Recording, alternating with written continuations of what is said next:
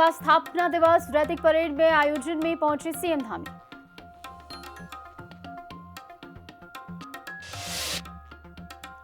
विकासनगर में कांग्रेस की कार्यकर्ता बैठक हुई संपन्न। वोट चोर गद्दी छोड़ रैली की तैयारियों को लेकर हुई बैठक। चक्राता विधायक प्रीतम सिंह रहे उपस्थित।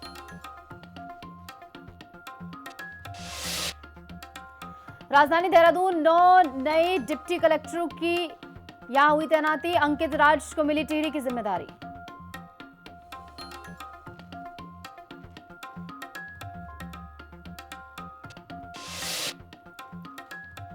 उत्तराखंड के दून बासमती धान को मिलेगी अब नई पहचान। सीएम धामी के निर्देशों का हो रहा तेजी से पालन। बासमती धान की पैदावार को फिर से किया जाएगा पुनर्जीवित।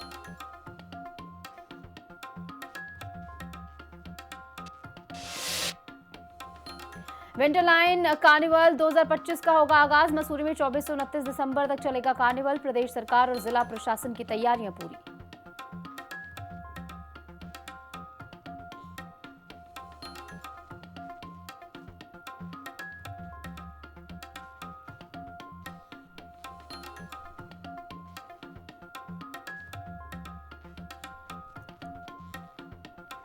नमस्कार, मैं हूं आपके साथ निशु शर्मा और आप देख रहे हैं हिंदी खबर। बुलेटिन की शुरुआत करेंगे। पौड़ी जनपद के गजैल गांव में पिछले कुछ समय से आतंक मचा रहे नरभक्षी गुलदार को आखिरकार ढेर कर दिया गया। मुख्यमंत्री पुष्कर सिंह धामी के त्वरित, स्पष्ट और सख्त निर्देश के बाद वन विभाग ने विशेष शिकारियों की टीम तैनात की थी।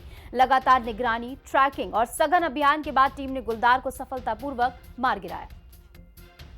तो सीएम धामी के निर्देश का पालन यहां पर हुआ है और आदमखोर गुलदार को यहां पर मार गिराया गया।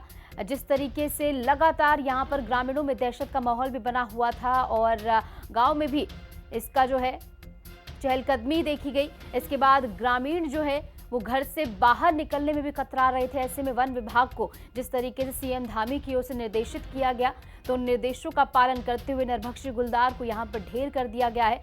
ऐसे में ग्रामीणों को बड़ी राहत इसके जरिए मिली है क्योंकि इससे पहले लगातार डर के साए में जीने को मजबूर यहां पर ग्रामीण थे।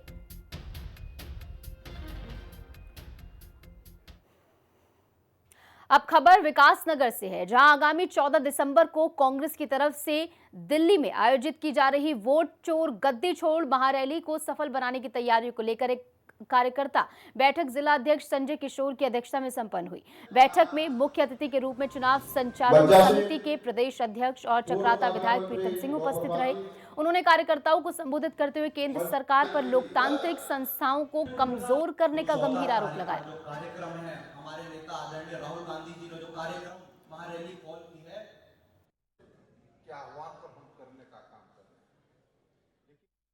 रहे हैं। स्कूल चक्राता और विकासनगर विधानसभा की कांग्रेस के कार्यकर्ताओं की बैठक आहूत की गई, जिसमें इस बात का आह्वान हमने किया है कि वोट चोर गद्दी छोड़ को लेकर के लाल किला दिल्ली में राष्ट्रीय नेतृत्व ने कांग्रेस जन और आम जन को कहा है कि सरकार से लड़ाई लड़ने के लिए हम लाल किले में उपस्थित होने का काम करें।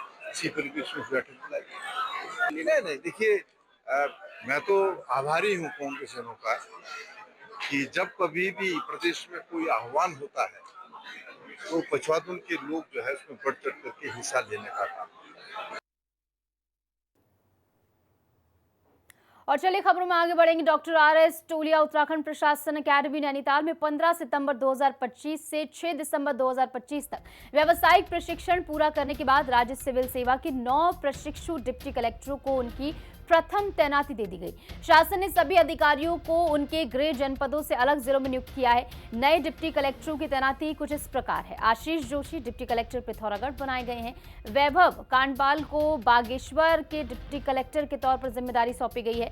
पंकज भट्ट की बात करें तो उन्हें चमोली का डिप्टी कलेक्टर बनाया गया है। आनंद सिंह रावत जो कि रुद्रप्रयाग डिप्टी कलेक्टर होंगे और ऐसे में टिहरी गढ़वाल से अलकेश नौडियाल को डिप्टी कलेक्टर बनाया गया है।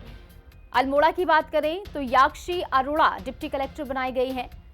पौड़ी गढ़वाल में कृष्णा त्रिपाठी डिप्टी कलेक्टर की जिम्मेदारी में आपको नजर आएंगे और टिहरी गढ़वाल की बात करें तो अंकित राज यहां पर डिप्टी कलेक्टर बनाए गए हैं और अंत में अल्मोड़ा में सौम्या गर्त्याल डिप्टी कलेक्टर बनाए गए हैं। तो ऐसे में कुल 9 नए चेहरे आपको नजर आएंगे और नई जिम्मेदारी के साथ इनको अपने गृह जनपद से अलग हटकर जिम्मेदारी जो है सौंपी गई है। खबरों में आगे बढ़ेंगे। उत्तराखंड एसटीएफ ने इन्वेस्टमेंट के नाम पर साइबर फ्रॉड करने वाले निक्की जैन को राजस्थान से गिरफ्तार किया है। निक्की जैन अपने साथियों के साथ मिलकर कंपनी के डिजिटल रिव्यू बढ़ाने के लिए फर्जी ऐप बनाकर लोगों को अपना शिकार बनाता था। ऐसे में पुलिस के हाथ में बड़ी सफलता लगी है, जहां पर राजस्थान से इसे गिरफ्तार किया गया है। फर्जी ऐप बनाकर लोगों को ठगने का काम ये करता था और ऐसे में इस साइबर ठग को पुलिस ने राजस्थान से गिरफ्तार कर लिया है, जिसे बड़ी सफलता के तौर पर देखा जा रहा है।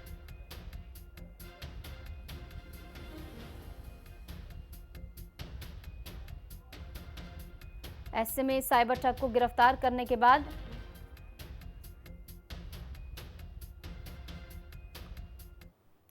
ऐसे में प्रांतीय रक्षक दल के स्थापना दिवस कार्यक्रम में आपको ले चलेंगे, जहां पर रैतिक परेड का आयोजन हो रहा है। सीएम धामी इस दौरान क्या कुछ कह रहे हैं वो सुनिए।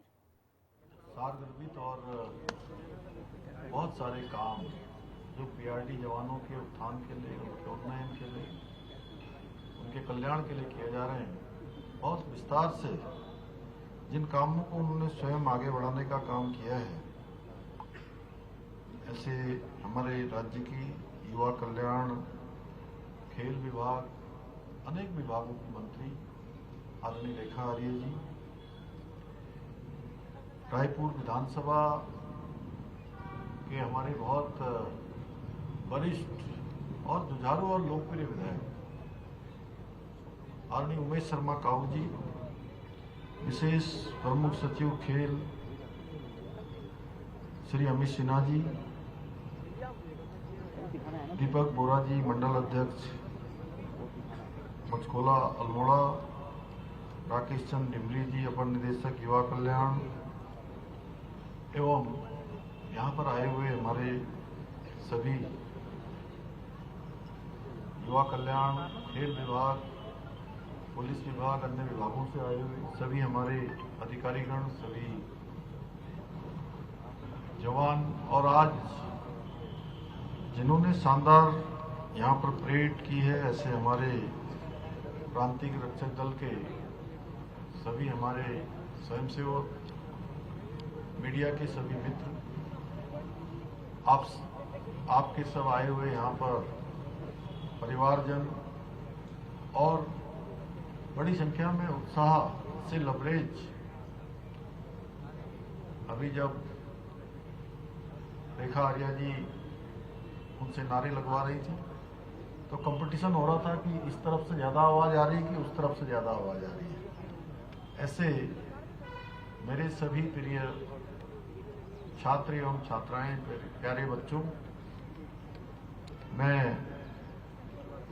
सबसे पहले क्रांति रक्षक दल के स्थापना दिवस के अवसर पर आप सभी को हार्दिक बधाई देता हूं, शुभकामनाएं देता हूं और आप लोगों के द्वारा जब यहाँ पर अभी रैतिक परेड, जिसकी मुझे सलामी के लिए हम सब खड़े थे यहाँ पर, तो सच में शानदार जो रैतिक परेड का आप सब लोगों ने यहाँ पर प्रस्तुतिकरण किया, रैतिक परेड की, ऐसा लग रहा था एक बार तो कि जैसे प्रांतीय रक्षक दल के हमारे ये जवान परेड नहीं कर रहे हैं, बल्कि ऐसा लग रहा था कि मिलिट्री के लोग परेड कर रहे हैं।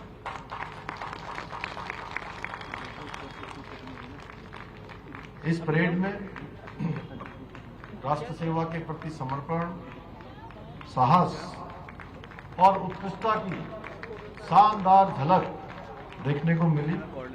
साथियों, मेरे लिए बहुत प्रसन्नता का विषय है कि मुझे आज प्रांतीय रक्षक दल के स्थापना दिवस के अवसर पर आप सभी समर्पित पीआरडी जवानों के बीच में उपस्थित होने का अवसर प्राप्त हो रहा है। आज के इस अवसर पर जहां एक और विभिन्न परीक्षाओं में उत्कृष्ट परिणाम प्राप्त करने वाले पीआरडी जवानों के हमारे मेधावी बच्चों को छात्रवृत्ति प्रदान की जा रही है, वहीं मृत एवं सेवानिवृत्त पीआरडी जवानों और उनके आश्रितों को आर्थिक सहायता भी प्रदान की जा रही है। साथियों, आप सभी ने धैर्य से, समर्पण से और अदम्य इच्छा शक्ति के साथ प्रदेश में सामाजिक सुरक्षा और जनसेवा के क्षेत्र में हमेशा अग्रणी भूमिका निभाई है। आप लोग प्रदेश में अनेक कामों को आगे बढ़ाते हैं, अनेक कामों का संचालन करते हैं, व्यवस्थित करते हैं, उनको समन्वय में ले जाने का काम करते हैं, चाहे वो यातायात व्यवस्था को सुचारू बनाना हो, प्रशासन की सहायता करनी हो, सुरक्षा व्यवस्था देखनी हो या कहीं लिपिकी कार्यों को और विभिन्न दायित्वों को अत्यंत कुशलता और निष्ठा के साथ निभा रहे हैं। इसके साथ ही जैसा अभी माननीय मंत्री जी ने बताया कि बहुत सारे काम, चाहे वो प्राकृतिक आपदाओं के दौरान हो या प्रत्येक चुनौतीपूर्ण परिस्थिति में सबसे पहले पहुंचकर जनजीवन की रक्षा करने में अपना महत्वपूर्ण योगदान देना हो। आप लोगों ने चारधाम यात्रा के दौरान भी जिस धैर्य से, संवेदनशीलता और सजगता के साथ लाखों लाख श्रद्धालुओं को सुरक्षित यात्रा संपन्न कराने में अपना सहयोग दिया है, वो अत्यंत प्रशंसनीय है। इसके लिए मैं आप सभी का हृदय तल से आभार व्यक्त करता हूं। साथियों, हमारी सरकार ने आप लोगों के कल्याण और हितों की रक्षा के लिए अनेकों महत्वपूर्ण निर्णय लिए हैं। उनको बहुत विस्तार से अभी माननीय मंत्री रेखा जी ने बहुत विस्तार से यहाँ पर आप सबके समक्ष रखा।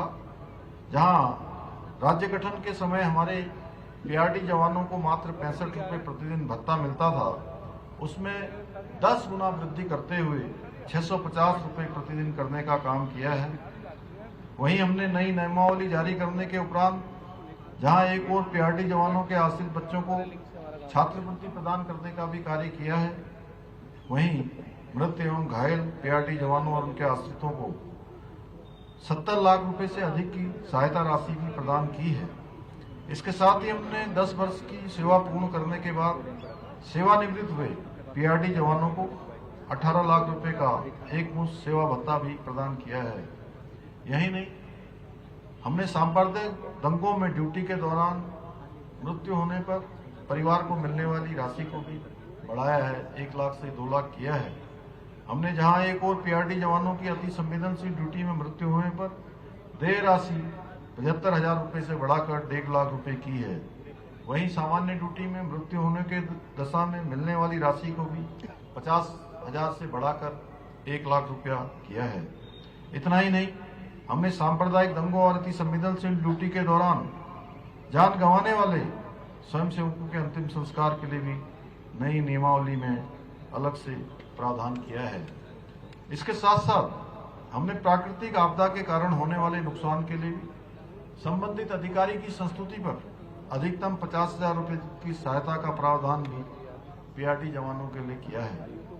हमारे जवानों की सेवा के प्रति निष्ठा का सम्मान करते हुए हमने वर्ष 2023 में शासनादेश जारी कर मृत एवं अपंग जवानों के आश्रितों को पीआरडी जवानों के रूप में पंजीकृत करना आरंभ किया था, जिसके पश्चात अभी तक पंजीकृत 190 आश्रितों में से 133 आश्रितों को रोजगार भी प्रदान किया जा चुका है। मुझे बताया गया कि इस माह 149 पंजीकृत आश्रितों को विभागीय अर्धसैन्य प्रशिक्षण भी प्रदान किया जाएगा, जिससे न केवल वो अपने कौशल में वृद्धि कर सकेंगे, बल्कि भविष्य में पीआरडी सेवा के विभिन्न दायित्वों को और अधिक दक्षता और कौशल के साथ, तत्परता के साथ निभाने में सक्षम होंगे। आज के इस अवसर पर आपके लिए मैं कुछ घोषणाएं भी करना चाहता हूं कि पीआरडी के हमारे जवानों के लिए एक विशिष्ट प्रशिक्षण संस्थान की स्थापना की जाएगी।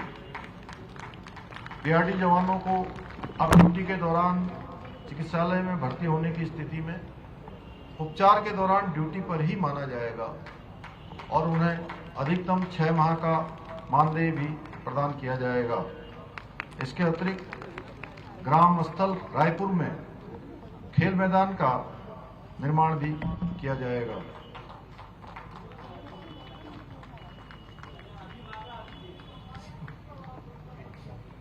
सोमेश्वर आके साथियों, आज के इस विशिष्ट अवसर पर मैं आप सभी को आश्वस्त करना चाहता हूं कि हमारी सरकार आपके और आपके परिवारों के कल्याण हेतु सदैव तत्पर रहेगी और आपकी सुविधाओं के विकास के लिए पूर्ण प्रतिबद्धता के साथ इसी प्रकार कार्य करती रहेगी।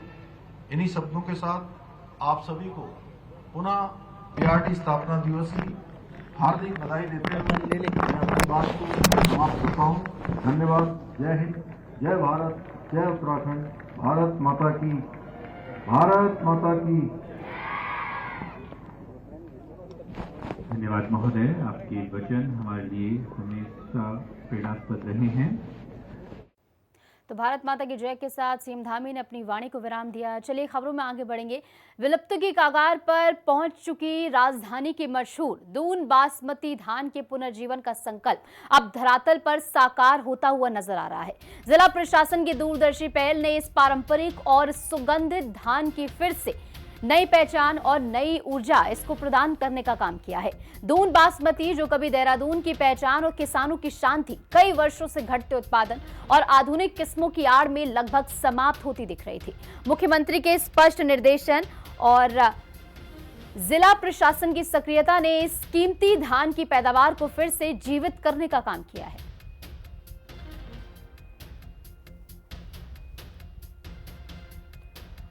और ऐसे में सरकार के प्रयास जो हैं वो फलीभूत साबित होते हुए एक महक होती थी, तो वो एक प्रॉपर प्रोसीजर के बाद ही आती थी, तो वो उन्होंने हमें बताया। तो इसी क्रम में हमने जो किसान विज्ञान केंद्र है उसको भी रोपिन करा और हमने जनपद स्तर पर डिटेल एसओपी बनाई कि सबसे पहले तो हमने ये एसओपी बनाई कि अगर कोई दून बासमती अगर कोई उगा रहा है तो वो कौन सी वैरायटी का उगाएगा और क्या प्रोसीजर से उगाएगा, पूरा डिटेल प्रोसीजर है, क्या टाइमलाइन होगी, उस बेसिस पे वो बनेगा। फिर उसके बाद हमने मार्केटिंग की एसओपी बनाई कि कैसे मार्केटिंग उसकी होगी। हमने इसमें अपना जो एसएचजी महिला समूह है, हिलांस का हमारा जो इसमें चलता है, तो उसके नाम से हमने ये लॉन्च भी करा है। और ये जो हमारी देहरादून की परंपरागत जो बासमती है, जो कि ट्रेडिशनल, जो लोग पहले जिसका खुशबू और एरोमा जिसका बहुत ज़्यादा था, उसको पुनर्जीवन करने के लिए सीडीओ साहब ने एक पहल की और उस पहल के तहत हमने लगभग अपने 250 और 200 से अधिक किसानों के साथ रेगुलर मीटिंग करके उनको किस तरीके से हम इस बोर्ड में लाएं कि वो कहीं ना कहीं इस बासमती की तरफ उगाने की तरफ अपना प्रयत्न शुरू करें।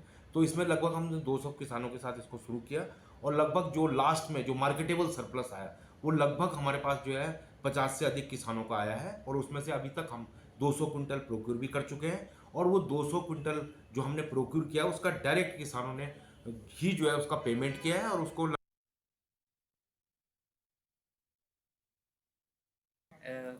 बासमती, पुरानी बासमती, देहरादून बासमती जो हमें प्रोत्साहन दिया है रीप और भारत कृषि मंत्रालय के द्वारा उसको उगा रहा हूँ, हमें प्रोत्साहन किया है।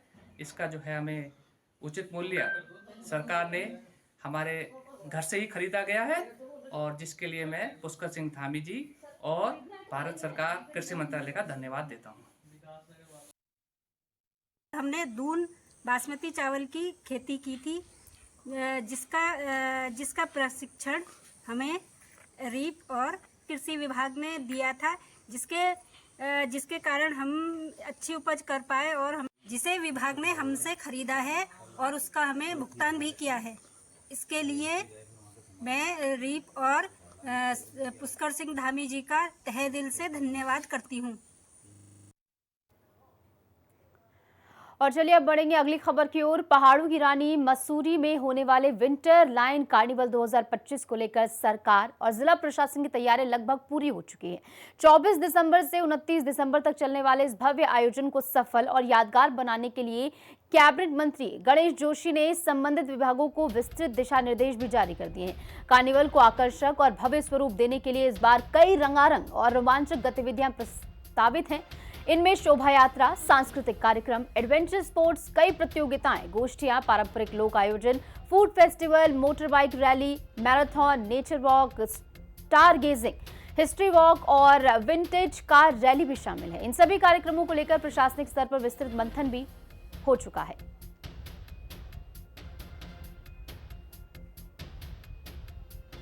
देखिए 2013 में जब आपदा आई थी, यहाँ टूरिस्ट नहीं आ रहा था, तो विंटर लाइन कार्निवाल हमने शुरू किया था। और इस बार मैंने कहा कि हमारी जो स्थानीय कलाकार है, जो हमारी संस्कृति है, उसका प्रमोशन होना चाहिए। और इस बार का जो विंटर लाइन कार्निवाल है, क्योंकि हम रजत जयंती वर्ष में है, उसके उपलक्ष्य में होगा। पहले दिन हम हमारे आंदोलन के नायक हड्डी भाई हमने किसी न किसी महान हस्ती को वो करेंगे। पहला दिन उन्होंने बडूनी के नाम पर है, जिन्होंने उत्तराखंड आंदोलन की बिगुल बजाई। दूसरा दिन स्वर्गीय अटल बिहारी वाजपेयी जी के नाम पर है, जिन्होंने इस राज्य को बनाया। ऐसे के महाबुद्धियों के नाम पर रोज न रोज कार्यक्रम होंगे। तो वहीं दिल्ली नेशनल हाईवे पर प्रेमनगर आश्रम ओवरब्रिज पर जनरेटर से कार टकरा गई, जिसमें सड़क किनारे बैठे 2 मजदूर कार की चपेट में आ गए। इस हादसे में 4 लोग गंभीर रूप से घायल हुए हैं, जिनके मौके पर यहां पर जो है हादसे के बाद अफरा तफरी मच गई। बताया जा रहा है कि ओवरब्रिज पर पुल की मरम्मत का काम चल रहा था और उसी दौरान ये हादसा हुआ।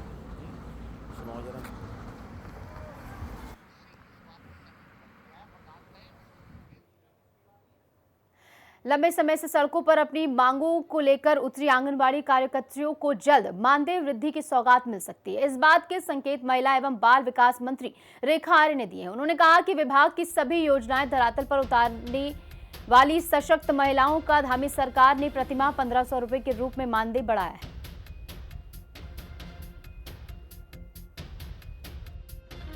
सदैव से विभाग की सभी कल्याणकारी योजनाओं को धरातल पर उतारने वाली वो सशक्त महिलाएं हैं। सरकार की उनके प्रति हमेशा दृष्टि संवेदनशीलता के साथ में रही है और मैं कह सकती हूँ कि धामी जी के नेतृत्व में ये संभव हुआ है कि उनका मानदेय एक सम्मानजनक मानदेय के स्तर पर पहुंचा। 1500 रुपये प्रति माह उनके मानदेय में बढ़ोतरी करने का काम धामी जी की सरकार ने किया। उनकी मांगों में आने वाले समय के दृष्टिगत ये रही है कि मानदेय में और बढ़ोतरी हो। मैं समझती हूँ कि धामी जी की सरकार हो, स्वयं मैं सरकार का अंग होते हुए मैं उन्हें विश्वास के साथ कह सकती हूँ कि आज भी हमारा रुख जो है बहुत सकारात्मक है। मॉनसून सीजन के दौरान आई भीषण बारिश ने देहरादून को विकास नगर और हिमाचल से जोड़ने वाले मुख्य संपर्क मार्ग पर स्थिति नंदा की चौकी के पास बने अहम पुल को भारी नुकसान पहुंचाया है और तेज बहाव और जलभराव के चलते ये पुल क्षतिग्रस्त हो गया है, जिससे इस मार्ग पर आवाजाही ठप हो गई है। स्थिति को देखते हुए प्रशासन की ओर से एक अस्थायी पुल का निर्माण कराया गया है ताकि यातायात किसी तरह सुचारू रह सके। हालांकि अब कई महीने बीत जाने के बाद भी अब तक मुख्य स्थायी पुल का निर्माण शुरू नहीं हो सका है, जिसका खामियाजा रोजाना हजारों लोगों को जाम और अव्यवस्था के रूप में भुगतना पड़ रहा है। पर इसमें त्वरित कार्रवाई की जा रही है और जो उसमें टेक्निकल फिजिबिलिटी, डिज़ाइन और अग्रेतर टेंडर की कार्रवाई होनी है वो एडवांस स्टेजेस पर है और बहुत जल्द, क्योंकि वो एक हमारा ट्रंक रूट है और न सिर्फ हमारे ज़िले का बल्कि राज्य का और इंटर स्टेट मूवमेंट भी काफ़ी रहता है, तो ये हाई प्रायोरिटी एरिया है और इस पर जो संबंधित अधिकारीगण हैं वो अवेयर हैं, विजिलेंट हैं और बहुत जल्द इसको पूर्ण करवा दिया। और इसी के साथ हमारे इस खास बुलेटिन में इतना ही। खबरों का सिलसिला लगातार जारी, आप बने रहिए हिंदी खबर के साथ।